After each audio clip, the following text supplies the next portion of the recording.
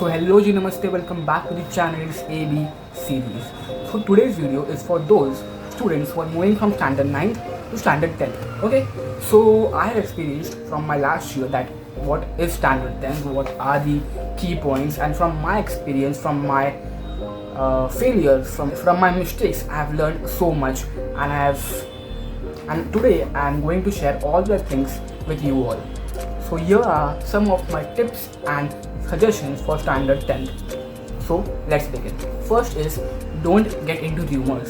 देखो आपको बहुत तो ऐसे मिलेंगे जो बताएंगे कि 10th बहुत हार्ड होता है, मतलब 10th is so hard that आपको पूरा साल भर घिसना पड़ता है, 5 से 6 घंटा आपको रोज़ पढ़ाई करनी पड़ती है. तो बिलीव मी इट्स रॉन्ग. ये वो लोग होंगे जो लास्ट में पढ़ाई करते हैं, या लास्ट में अगर तुम बुक लेके बैठोगे तो 5 से 7 घंटा आपको पढ़ना ही पड़ेगा वैसे भी, बट हमको लास्ट में नहीं बैठने का. We have to start from today. Second point is offline coaching. So many of the offline coaching institutes have now come to online.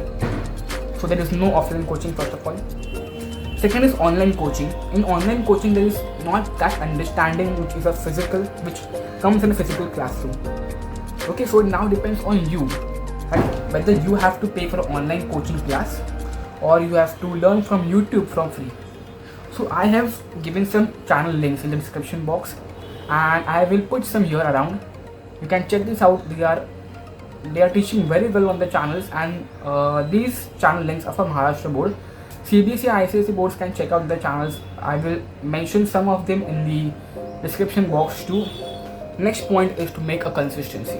अगर आपने एक दिन समझो आज आपने एक चैप्टर कर लिया, पूरा पढ़ लिया, ठीक है, from notes to diagrams to numericals and all that, पर नेक्स्ट दिन आपको टाइम नहीं मिला, बिल्कुल टाइम नहीं मिला पढ़ने का, पर उस दिन भी आपको कम से कम वो चैप्टर एक बार रीड करो, नहीं तो नेक्स्ट चैप्टर एक बार रीड करो, पर मेंटेन अ कंसिस्टेंसी. आपको हर रोज़ कुछ ना कुछ करना है, किधर 1 घंटा तो किधर 5 मिनट, पर पढ़ना ज़रूरी है रोज़. टू मेंटेन अ कंसिस्टेंसी आपको वो आदत लगनी चाहिए रोज़ पढ़ने की, तभी आप ज़्यादा देर तक पढ़ सकते हो. Next point is start now. अभी से स्टार्ट करो. आप जितना प्रोक्रेस्टिनेट करते रहोगे आपका कल उतना आगे बढ़ता रहेगा और वो कल कभी आएगा ही नहीं. So believe me, start now and take small steps, be consistent and you will achieve your dream. Next is do not make a time table but make a planner और अ शेड्यूल.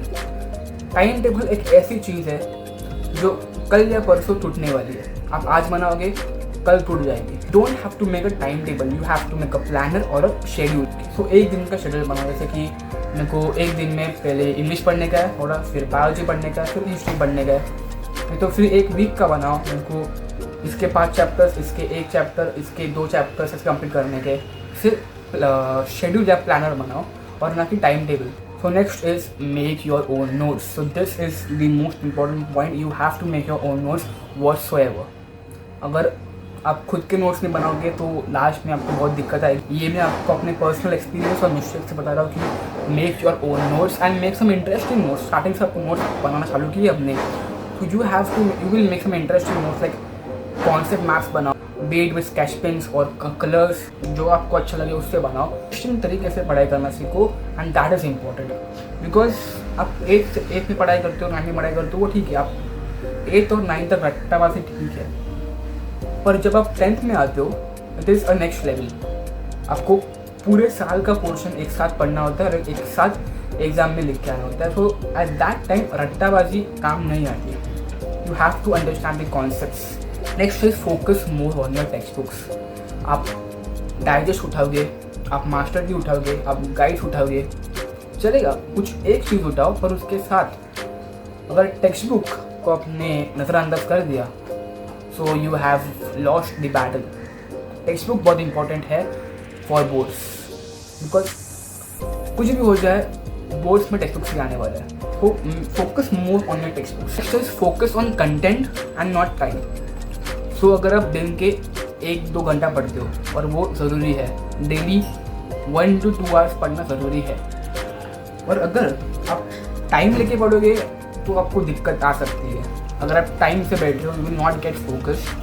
आपका दिमाग घड़ी पे चलता रहेगा कि कभी time खत्म हो रहा है, कभी टाइम खत्म हो रहा है. फोकस मोर ऑन कंटेंट, कि आज मैंने एक चैप्टर करने की ठानी है तो मैं एक चैप्टर करके ही सोऊंगा. Next is focus during online classes, online lectures, and that is important.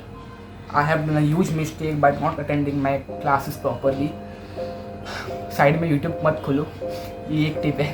Focus more on your online lectures because that will give you a sense of memory when you will write your papers down. आपको वो click होएगा जो आपने class में सुना होगा. Next is reading text books. As I said, focus more on text books. Text book daily read करो. अगर कुछ टाइम नहीं मिला पढ़ने को, सिर्फ टेक्स्ट बुक रीड कर दो और छोड़ दो, बहुत हो गया. Weekly revision to break the forgetting curve. Forgetting curve क्या होता है? फॉरगेटिंग कर्व होता है कि आप समझो एक दिन एक चैप्टर पढ़ लिया हिस्ट्री का, फिर आप आपने एक रिवाइज ही नहीं किया. समझ एक हफ्ता हो गया, 2 हफ्ता हो गया, 1 महीना हो गया, आपने रिवाइज नहीं किया, तो एक फॉरगेटिंग कर्व होता है, वो ऐसे ऐसे नीचे आने लगता है. और फिर after 1 or 2 months that graph totally down और आप सब भूल जाओगे. और अगर उसके बाद आपने वो चैप्टर फिर से उठाया, so you will get blank. आपको कुछ याद नहीं आएगा, आपको फिर से सब स्टार्ट करना पड़ेगा. So better than that do weekly revisions. मतलब एक चैप्टर पढ़ा तो उसके एक हफ्ते बाद उसका रिविजन करो, quick revision. That will break your forgetting curve and it will gain you more percentage. And this is the great news that you are in 10th standard during a pandemic.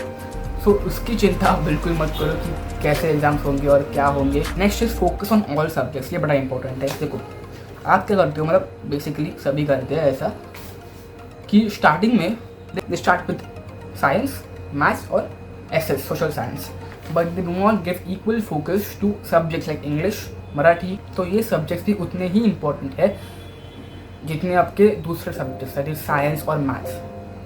सो अगर आप सिर्फ वही पढ़ रहे हो, science maths, पर जब exam आएगी तो you will be blank about English, Marathi, Hindi, French, Sanskrit, जो बोलो. Okay, focus more on conceptual knowledge. रट्टाबाजी 8th में 9th में ठीक थी, 10th में आकर रट्टाबाजी काम नहीं आने वाली. और स्पेशली बोर्ड्स के टाइम, फाइनल एग्जाम के टाइम तो make small goals and targets. मतलब समझो एक वीक में मेरे को हर सब्जेक्ट के एक चैप्टर कंप्लीट करना है.